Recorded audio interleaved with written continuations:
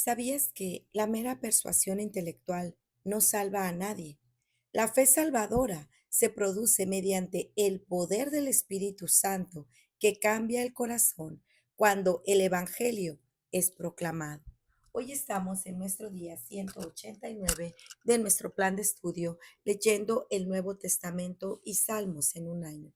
Oramos juntos. Gracias te damos, amado Señor, en este día, Padre. Te pedimos que nos ayudes en esta lectura. Ilumina nuestras mentes, enséñanos a meditar en tu palabra, danos sabiduría para comprenderla con claridad y para ahondar en tu palabra diariamente. En el nombre de tu Hijo amado Jesucristo te lo pedimos y decimos amén.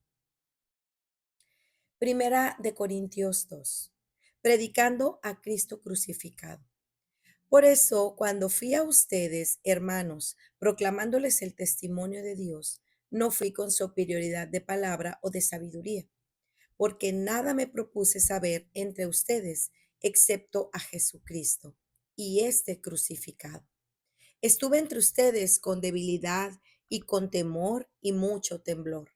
Y mi mensaje y mi predicación no fueron con palabras persuasivas de sabiduría, sino con demostración del Espíritu y de poder, para que la fe de ustedes no descanse en la sabiduría de los hombres, sino en el poder de Dios.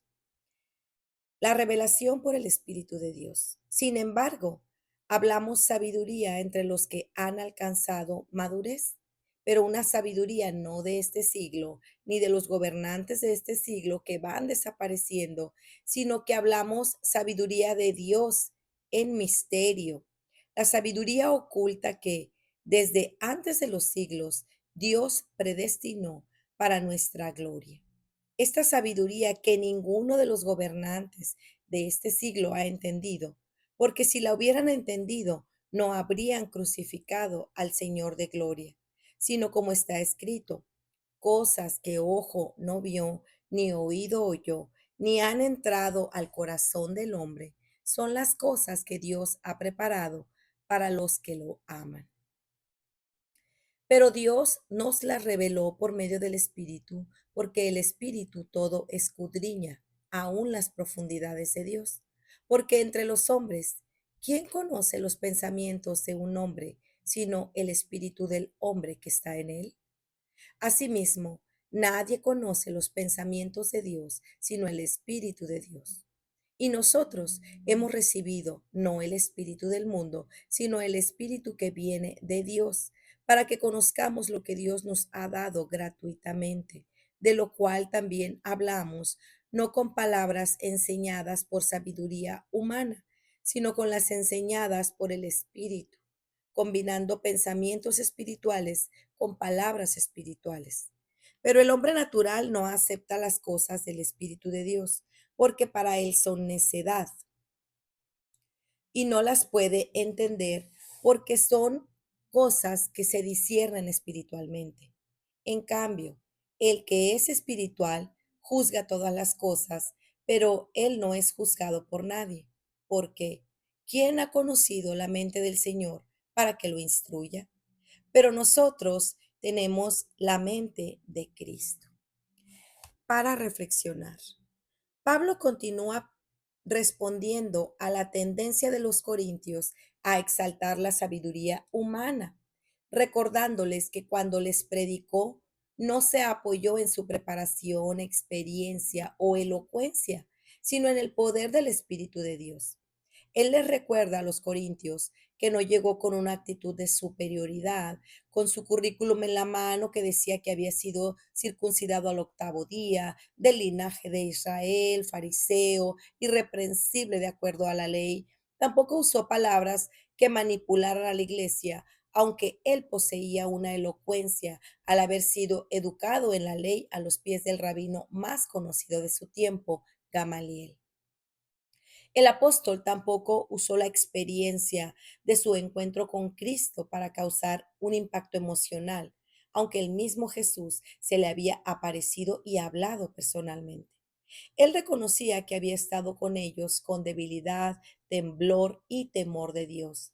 Y creo firmemente que todo esto venía del trato de humillación de parte del Señor hacia él, de tal manera que pudiera descansar en el poder de su espíritu para salvación de los incrédulos, porque él había llegado a Corinto después de haber sido azotado y encarcelado en Filipos, después de haber sido forzado a huir de Tesalónica y Berea y después de recibir burlas en Atenas. El pastor John MacArthur describe que él seguramente estaba físicamente débil, pero en medio de esa debilidad, él era más fuerte. Su intención no era usar técnicas para manipular la respuesta de la gente. Sus temores y temblores se debían a la serenidad de su misión de predicar a aquel que lo había transformado. Como vemos en Filipenses 3, todo lo que el mundo puede representar un valor, él lo tenía como pérdida por amor a su Salvador. Pero el incomparable valor de conocer a Jesús, su Señor, todo era basura. Así que él no se iba a rebajar a usar la basura para llevar a alguien a la sabiduría de Dios, porque nadie llega al verdadero conocimiento salvífico de Dios por argumentos humanos. Ninguna sabiduría humana puede llevar a alguien a creer en el Evangelio. No hay persona tan elocuente, no hay filósofo tan estructurado, no hay erudito tan preparado que no sea considerado por Dios como una necedad frente a su sabiduría. Esa predicación a la que estaban llamados y que fue tropezadero para los judíos y locura para los gentiles, influenciados por las filosofías, llegó a ser la salvación eterna para quienes creen.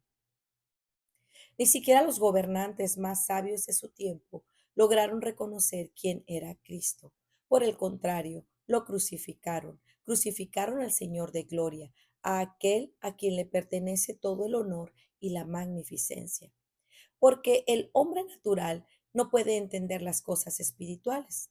Por eso Pablo les explicaba a quienes podían entender, a quienes dentro de la iglesia habían alcanzado madurez para entender estas cosas, pues les había sido quitado el velo de su corazón. Y Pablo hace referencia a la exclamación de Isaías en el capítulo 64, versículo 4, que dice: desde la antigüedad no había escuchado ni puesto atención, ni el ojo había visto a un Dios fuera de ti que obrara a favor de que esperaba en él. La salvación no fue descubierta por el hombre, sino que fue revelada por Dios. Esa es la sabiduría de Dios, inexplicable para los incrédulos, pero tan reveladora y esperanzadora para los que creen, para los que le aman, porque es Dios quien obra soberanamente en el corazón a través del Espíritu Santo que revela sus profundidades. Es el Espíritu Santo quien nos salva de la dureza de una vida muerta y llena de pecado a una vida nueva en Cristo, en obediencia a su palabra. Así lo anunció el profeta Ezequiel, cuando de parte de Dios dijo: les daré un corazón nuevo y pondré un espíritu nuevo dentro de ustedes. Quitaré de su carne el corazón de piedra y les daré un corazón de carne. Pondré dentro de ustedes mi espíritu y haré que anden en mis estatutos y que cumplan cuidadosamente mis ordenanzas. Ezequiel 36, 26 al 27. Es el Espíritu Santo la garantía de la esperanza eterna que tenemos, pues hemos sido sellados por Él para el día de la redención, como Pablo le escribió a los Efesios, aquel día en el que no nos apartaremos de Él avergonzados. Es el Espíritu Santo quien nos ayuda a vivir en verdadera libertad y en una transformación continua para parecernos más a Cristo. Pablo lo explica en su segunda carta a los Corintios de esta manera: ahora bien, el Señor es el Espíritu, y donde está el Espíritu del Señor hay libertad. Pero todos nosotros, con el rostro descubierto, contemplando como a un espejo la gloria del Señor, estamos siendo transformados en la misma imagen de gloria en gloria, como por el Señor, el Espíritu. Segunda de Corintios 3, 17, 18. Es el Espíritu Santo que nos recuerda las palabras de Cristo que nos llevan a la verdad. El Señor Jesús también lo afirmó cuando dijo a sus discípulos: pero el Consolador, el Espíritu Santo, a quien el Padre enviará en mi nombre, Él les enseñará todas las cosas y les recordará todo lo que les he dicho. Juan 14:26. Por eso los hijos de Dios poseen sabiduría divina y no descansan en la sabiduría terrenal, porque cuando dependemos de la sabiduría humana, perdemos discernimiento espiritual. Pero los hijos de Dios ven la vida a través de los lentes espirituales, porque, como Pablo dice, tenemos la mente de Cristo. ¿Qué quiere decir esto? Que por medio de la palabra de Dios y el poder de su Espíritu es que podamos conocer los pensamientos de Dios. Qué realidad tan más gloriosa y maravillosa tenemos por el poder del Espíritu Santo, ¿cierto? Que criaturas de Dios tan limitadas, frágiles y rebeldes podamos ser objeto de la misericordia y perdón de Dios, de tal manera que no solamente hayamos sido reconciliados con Él, sino que podamos entender, aunque de manera muy limitada, pero con tanto asombro, los misterios de su gracia. Oremos de la siguiente forma. Oh Señor, gracias por tener compasión de nosotros. Gracias porque te ha placido habitar en el contrito y humillado a través de tu Espíritu Santo. Y de esta manera nos das el regalo de ser coherederos con Cristo y así entender un poco más quién eres tú y conocer un poco más las maravillas de tu amor. Ayúdanos a abundar en agradecimiento y adoración cada día. Para meditar. ¿Has estado descansando más en tus capacidades, conocimientos o experiencias que en el poder del Espíritu Santo para tu salvación?